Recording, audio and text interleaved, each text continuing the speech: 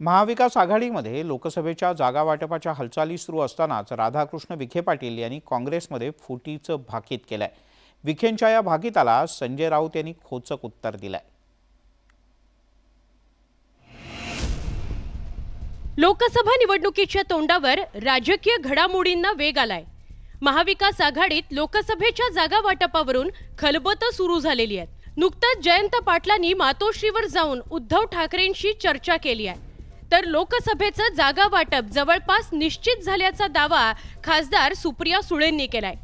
त्यामुळे महाविकास आघाडीचं जागा वाटप जवळपास निश्चित मानलं जात आहे। एकीकडे महाविकास आघाडीत लोकसभा जागा वाटपाची बोलणी वेगात सुरू आहेत, दुसरीकडे महसूल मंत्री राधाकृष्ण विखे पाटलांनी काँग्रेस फुटीचं भाकीत केलंय।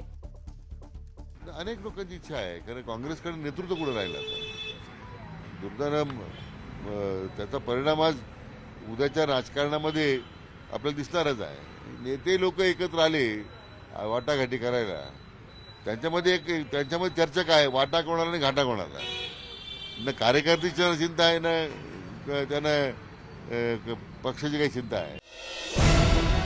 विखे पाटलांनी काँग्रेसच्या संभाव्य फुटीविषयी केलेल्या दाव्यावर ठाकरेंच्या पक्षानं जोरदार पलटवार केला, कारण विखे पाटलांनी काही काळ शिवसेनेत घालवलेला आहे आणि तोच धागा पकडून खासदार संजय राऊतांनी विखे पाटलांना हा टोला लगावला।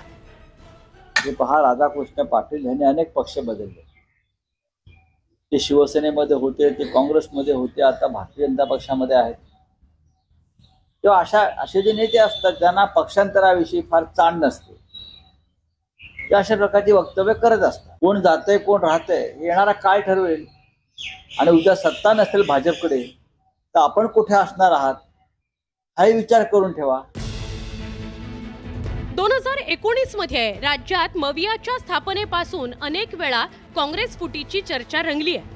राज्यातील काँग्रेसचा एक बडा नेता आपल्या समर्थक आमदारांसह भाजपच्या वाटेवर असल्याचा दावा करण्यात आला होता। विशेषतः शिवसेना फुटीनंतर या चर्चेनं चांगला जोर धरला होता, पण तो दावा हवेतच विरला। काँग्रेसमध्ये संभाव्य फुटीची अनेक वेळा चर्चा झाली खरी, पण फूट मात्र शिवसेना आणि राष्ट्रवादी काँग्रेसमध्ये पडली।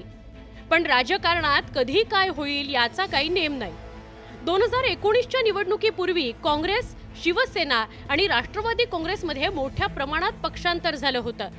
मुलगा सुजय विखेंसाठी लोकसभेच्या जागेवरून बिनसल्यावर तत्कालीन काँग्रेस नेते राधाकृष्ण विखे पाटलांनी भाजपची वाट धरली होती।